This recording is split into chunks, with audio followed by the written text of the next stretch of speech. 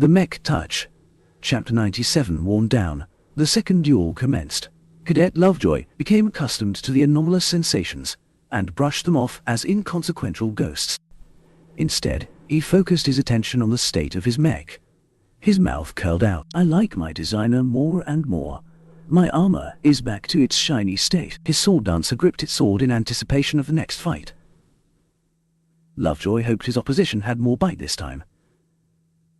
The last duel was too disgraceful for him to feel any pride. The darkness receded, revealing a normal suburban environment. Small houses and municipal parks dotted the arena. The obstacles were tall enough to hinder a mech, but short enough to avoid blocking their view. It was a tricky environment that favored ranged weapons. Over there, he said as he zeroed in on his opposition. It turned out to be a light harasser, a mech that specialized in running rings around melee mechs like his sword dancer. Damn, this one's a challenge. The only thing hopeful about his second duel was that the light mech sustained a lot of damage. Even after receiving some repairs, it still suffered moderate damage to its torso, where an artillery shell must have exploded. I can use that to my advantage. Lovejoy moved the sword back to its place, and retrieved the flimsy little laser pistol again. He felt a little depressed that he couldn't showcase his swordsmanship, and instead had to rely on his pitiful backup weapon. Still, against a mech that moved faster than him, he'd be a fool to chase the enemy. The light harasser responded first by firing its light laser rifle at him. The firing rate of the weapon was high, but the power behind each laser beam was lackluster. Even if the sword dancer received hits, it did not affect its integrity at all, due to the strength of its compressed armor. Ignoring the intermittent damage for now, the sword dancer closed the distance. While the light harasser tried to maintain the distance, the complex environment did not always make that possible. While any mech possessed sufficient force to crash through any residential home, such an act slowed it down while also incur some minor damage. For a fragile mech that prized its mobility, that was unacceptable. Get back here, you chicken! Lovejoy yelled over the comm as he started firing his pistol. While its power paled in comparison to the rifle in the harasser's hands, the light mech's armor could not withstand too many hits. Lovejoy carefully paced his shots in order to avoid overheating the pistol. He aimed specifically at the light mech's damaged torso in order to exacerbate its internal damage. Thus, the two mechs engaged in a lengthy shootout. The rate of fire slowed down for both mechs once their weapons overheated. The laser rifle held an advantage in that aspect, as the larger weapon dispersed its heat much better. The sword dancer started to accumulate a lot more damage than its opponent. Man, this is why I hate light mechs. Lovejoy complained, and let loose a few more curses, when a lucky laser beam shot a portion of his mech's damaged leg. The light mech noticed that the sword dancer's legs were slimmer than normal, and therefore focused much of his firepower there. The devastating hit damaged some internals, which abruptly reduced the speed of Joy's mech. Come on, how is that discount laser rifle able to get past my armor? The tables turned a minute later. Though the sword dancer's legs started to get chewed up, the pistol finally achieved a promising result. The latest low-powered beam that escaped the pistol managed to penetrate the scorched section of the light mech's torso. All of the successive hits to that area paid off. The light mech toppled over as its power reactor initiated an emergency shutdown.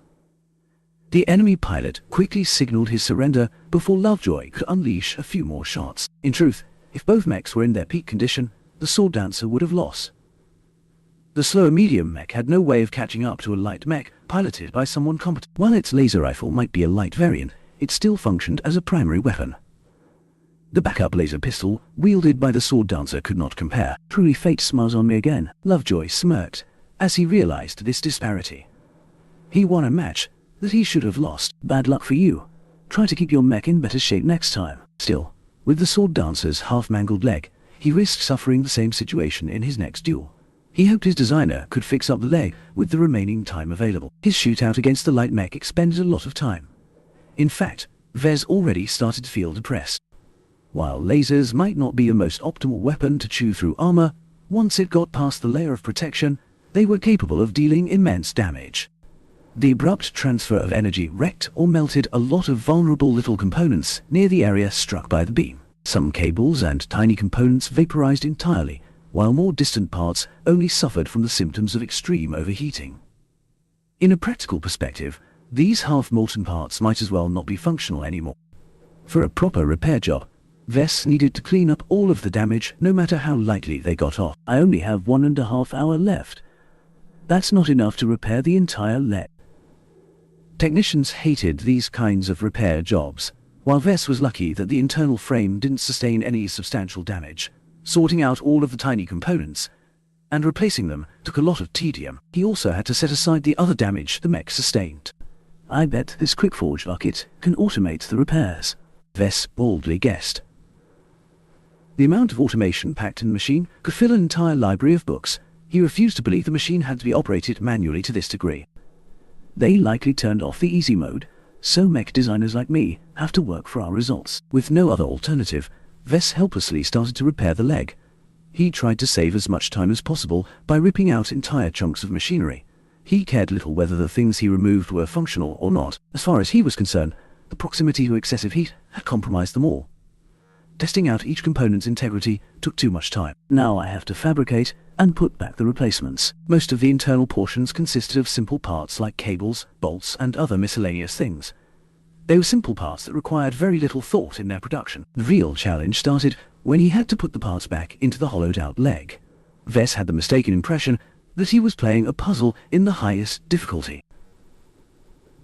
Sometimes he had to stuff the parts through an obstacle in order to put it in its rightful place. He prioritized speed over caution, which did not help much with the repairs as other parts sometimes got bent out of shape. As the clock started to expire, Vess rushed his repairs and even started to slip up here and there. The damage he inadvertently caused affected the leg only marginally, but at least he was able to put replacement armor back into place. All right, let the third duels commence. Cadet Lovejoy had not fully recovered from his last match when he was thrown back into the sword dancer. The extended duel frustrated him. When his consciousness fully grasped his mech, he quickly inspected the damage. He clicked his teeth. The leg looks better, but not at its best. My armor coverage is still the same. The spread-out laser shots also scorched the sword dancer's other sections aside from the legs. Though they did not penetrate the compressed armor, they still weakened it substantially. The third duel started when the frozen lake environment got revealed. The thick layers of ice ensured that most mechs could maintain their footing, but any major impacts to the surface might lead to drastic consequences. No spots of lands could be found anywhere. The frozen environment heavily favored mechs that generated a high amount of heat. For example, lasers could fire more often and with higher power without worrying about overheating. On the other hand, not everything worked optimally in a heavily frozen environment. Many mechs were designed to work optimally at average Terran temperature ranges. The further the environment deviated from the standard, the more some parts started to deteriorate. My mech should be fine, Lovejoy judged, though he admitted he was no expert. A swordsman mech is not a mechanically complex machine. It shouldn't have too many vulnerable stuff inside. The sword dancer swiftly trudged through the howling snow. He had to find his opponent and finish him off as fast as possible in order to buy his mech designer more time. His sensors beeped a minute later as it found a heat source. The silhouette turned out to be a medium knight. The mech looked brand new. Aside from some minor scratches on its armor, the entire mech appeared as if it had never entered a duel. That held worrying implications for Lovejoy. Either the pilot or the mech designer is a prodigy. He refused to consider the case where both of them turned out to be geniuses. The only thing in his favor was that swordsman mechs usually beat knights in a one-on-one. The knight mech spotted the sword dancer and readied its pristine kite shield. You better entertain me properly this time, Lovejoy taunted the enemy knight. I just came off a couple of duels where my sword wasn't even needed. Hopefully you'll last long enough to satisfy my lust for battle. While the environment could be better, Lovejoy rejoiced he could finally have an old-fashioned melee duel. He increased the speed of his mech and noted that the fixed-up leg held out for now. Reassured, he heartily threw himself into the fight by attempting an empowered horizontal slash. The knight was no dummy and positioned its shield in place to deflect the obvious attack. However, the incredible force behind the blow hammered the knight a few steps backward. The first blow was not intended as a killing strike, but as a set-up move that broke the enemy's guard. Cadet Lovejoy's eyes gleamed as his mech danced around the shield. His sword dancer abruptly reserved its rotation, and its sword swung back from the other direction. The knight sluggishly tried to regain its footing while simultaneously bringing his shield back up. Somehow, the pilot managed to skillfully do both in an instant. The slash resulted in nothing but another dent in the shield. Despite the disappointing result, Lovejoy kept up his aggression. He slashed and stabbed while circling around the knight. Meanwhile, the pilot of the knight maintained composure and blocked each strike without fail. Sometimes, he even retaliated by stabbing with the sword in turn, which pushed the sword dancer back. The knight mech turned into an impregnable turtle. After a few minutes of useless exchanges, the knight suddenly diverted from its routine.